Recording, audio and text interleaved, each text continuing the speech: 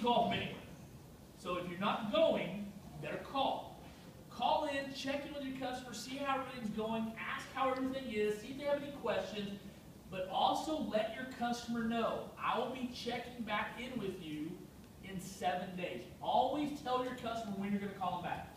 I'm going to be checking back in with you for 7 days, and the reason why I call all my customers back in 7 days is now you've had a chance to live with the new security system for an entire week. And it's amazing that after a week, you're going to have questions that you haven't even thought of yet. Because right now you don't know what you don't know. But in 7 days, you're going to have some questions. So I'm going to call you back in 7 days. Now, you make sure to call them back in 7 days. Here's the deal with the 7-day phone call. Here's why this is so necessary and so many sales reps don't make this phone call. I'm going to tell you a couple of scary statistics.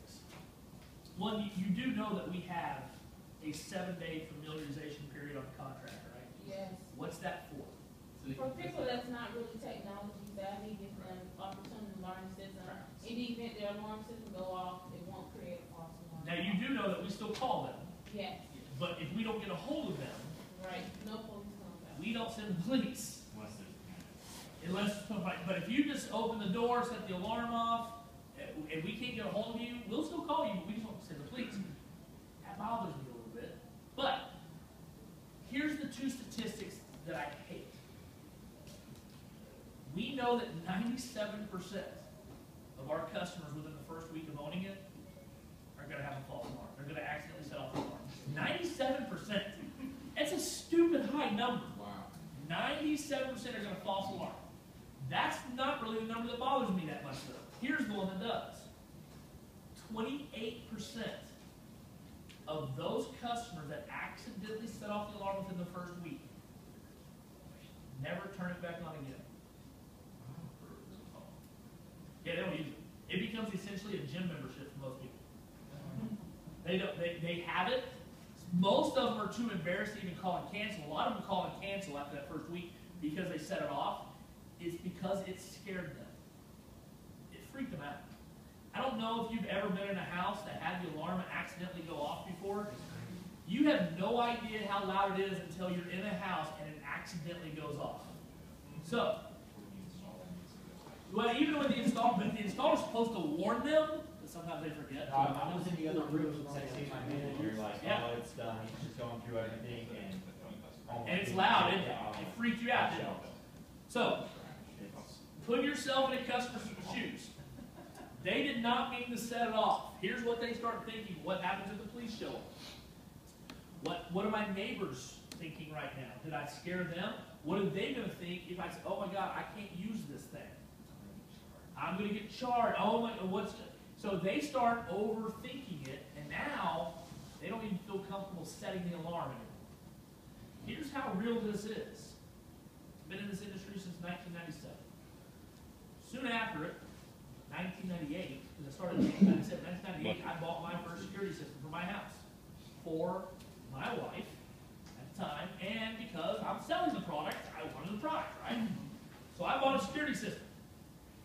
Now, I was working a lot, so I'd get up early, I'd get up before my ex-wife, and I'd usually come to bed after she was already in bed.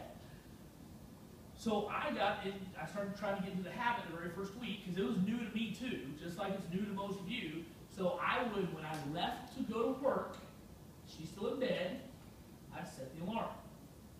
Within the first week, she set it off 3 times. Because she'd get up in the morning, let the dog out, open the back door. Back doors are always set for instant. Boo! Loud, right? So in her head, she can't use it. She couldn't. She was scared of it. It made her mad. She blamed me, right? Because people like to blame themselves, so she's blaming others. So I got into the habit, bad habit, of at night I would set it when I go to bed, but I wouldn't set it in the morning when I would even go to work. So the house would literally be unarmed all day. Now, 2007 is when I started traveling full-time for the company. My son now is 3 years old. I didn't like the idea of the system being unarmed all day long when my son and wife were at home. Didn't like that. We didn't have the pulse technology where I could arm it and disarm it from my phone at the time. So I taught my 3-year-old how to use the system. I did. I taught my 3-year-old. He had his own code. He knew. We tested the alarms with him there. We set it off, both fire and police. I walked my 3-year-old around the house. He would have to crawl up on the washer and dryer to be able to reach the keypad. And we had a little step stool. So every night, if I'm traveling, he would set the alarm, and he would disarm the alarm. He would tell his mom, don't open the door. 3 years old. And still to this day, he's now 10, he's still the one who arms and disarms the system at his mom's house. Feels like a man of the house, probably. He has that responsibility. He has it on his iPod. He has the Pulse app on his iPod. He knows when he's coming home from school, when he gets close enough to the front door, it picks up the Wi-Fi signal inside the house. He can disarm the system and unlock the door from his iPod. And his mom still doesn't set the alarm.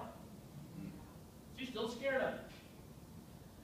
Now, we try to make it look very simple for homeowners, but until that alarm goes off, it's a scary thing. So I need you to make this 7-day phone call. If for no other reason than to talk them down off the ledge. Because that's what you have to do sometimes. And it's a phone call that you call, hey, this is Chris with ADT. Hey, I got a quick question for you. How many times have you accidentally set off the alarm in the last 7 days? Make it like it's okay, it's normal, it's a joke almost. And when they go, oh my God, I set it off 2 times, go, oh my God, 2 times, that's crazy. Most people do it 3. Right? Because now they're like, oh, okay, it's not as bad as most people, right? Yeah. So, 25 is the average. right. So, no matter what it is, say one more over it, right? No matter what it is. But yeah, say, wow, how loud was it? Make them describe what happened, what they went through, right? And so when they start telling you things like, oh my God, it was so loud. It's literally disorienting. It is disorienting because you're like, right? You panic. So ask them, hey, did you want to go running out of your own house? Yes, I did. It was that loud. I want to go running out of my own house. Oh, I'm so sorry that you did it twice. I'm actually glad that you did it, though. So now they're starting to feel, okay, it's not bad, right? I'm glad that you did it because you got to see how loud it was and hear how loud it was. You got to see how ADT handles it. They called you pretty quickly, right? Oh, yeah, they were on it. They were on it, and I couldn't remember my password. It was so loud, I couldn't even remember my password. Now, so ask them this. If you were a burglar, remember you called me after because the guy that broke in down the street, right? So if he came to your house and he broke into your house and that alarm went off just like it did for you, what would he do? He'd run away. And that's what you want to get them to say. So make sure that they're understanding that it worked the way it was supposed to and how scared they were. Somebody else would be just as scared to run out of the house. But then always follow it up with this. You are still using the system every day, right? Because you're trying to create a habit. And right now, you've had it for 7 days, and you haven't created that habit yet. It takes you 21 days to create a habit. So I'm going to call you back in 30 to 45 days. I'm going to check back in with you 30 to 45 days. Now, anytime between now and then, if you want to reach out to me, you have my number. I'm going to call you back in 30 to 45 days, and I'm going to check to make sure you're still using it every day. Will you make me a promise that you're going to use it every day? And they will. They'll go, yes, I promise. But see, this is a great conversation to have with them. But really what I'm doing is I'm truly setting up the phone call in 30 to 45 days. This is the money-making phone call. The reason why I say it's the money-making phone call is because in 30 to 45 days, if I did my job right at her house, what should she have gotten in the mail? A check for $50, right? See, talking about $50 sometimes doesn't excite them nearly as much as holding a check in their hand for $50. And then to tell them, hey, that was for your mom. Remember you sent me out to your mom's house right whenever I was at your house? And then I was able to go out to whoever those other emergency contacts were, and they became, you got 2 more checks coming to your house. That's $150. Man, you can buy a lot of purses, a lot of shoes. whatever you know that the customer likes, man, you get gas for your car. I know you drive a long ways to work. You could have cigarette. No, I don't ever do that. I was number one called the fire. Right? But let me ask you a simple question. How hard is it to get more names and numbers when she has a check sitting in her hand? Easy. It's easy now, right? That's why everything I'm doing really is setting up the 30 to 45-day phone call. I'm staying in touch with you, and I'm giving you wow customer service, but really, it's because I want to make it to this 30 to 45-day phone call. Because now when she has a check for $50, and then she knows she's got 2 more coming, and I say, wow, that's $150 for names and numbers. So now you say this. So I mentioned that you can get as many of those checks as you want, right, Fran? Yeah. So think about this. In your phone right now, who do you want to be compensated for? Now, when they've got a check, they're like, I can be compensated. Anybody on my phone? Yep. Anybody that's in your phone that ends up getting a security system, we're going to send you more checks for $50. They have to be over 18. They have to buy a security system. They have to be able to own and buy a security system. So they can be 16. If they own a house and they can buy a security system at 16 years old, yeah. They have to own a house or be renting one. And they have to be the one who pays for it. But think about that. How hard is it for her to now go, well, how about this? How about this? How about this? How about this? I got most of my, I get 4 to 5 referrals at the time of sale. I get 20, 30, 45 days later. People will throw your friends under the For fast $50. When I sold Cutco, we gave away free potato peelers. That's it. Potato peelers. Potato peelers. It cost us $3, and we were like, "You give us 15 names," and they just followed. For a potato peeler. and then that potato peeler they never use. Where is that potato peeler? All right, let's get back. Probably like a knife. It is a good potato peeler. How about if we told in addition to your $50, we're going to send you a free potato?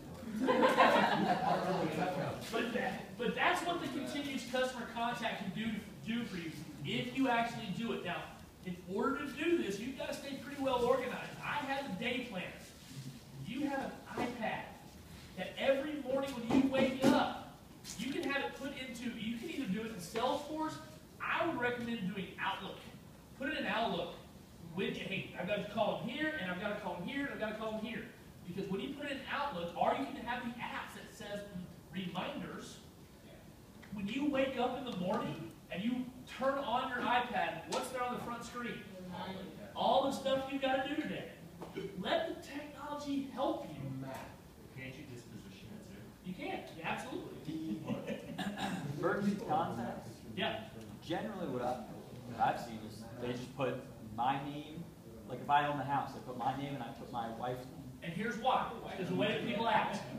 So when I'm asking you for emergency contacts, here's what I say. So in case of emergency and I can't get a hold of you or your wife, because y'all are going to be the primaries, right? If I can't get a hold of you or your wife, who's the first person that you want to put on this emergency contact list that doesn't live here in your house? And then I say this. Who's the next person? So it doesn't live in this house. And then here's the next. Who's the next person? Here's the problem is we tell people how many that we need. Don't tell people how many you need. Just say, if we can't get hold of you or your wife, which are going to be the primary emergency contacts, who's the next person you want me to contact in that emergency that doesn't live here in the house? And then you look down and you start writing it down. And then you follow it up with this. And who's the next person? 50 people in. And who's the next person? So you keep going until they go, I can't think of anybody else. Okay. Some guy graduated. I mean, there's no reason to stop. If they're giving you names and numbers, keep taking them. And then you can We say, have a house party by the time you everybody on this list, would you like me to add them to your customer appreciation program? Well, what's that? Let me explain to you what that is. You can be compensated for everybody on this list. So the longer that list, the more money you can make. Do you ever do the math? Do you ever tell anybody in the class the math? What do you mean math? I know what a map is. Yeah, What, when you wake up in the morning, make a plan. oh, make a plan.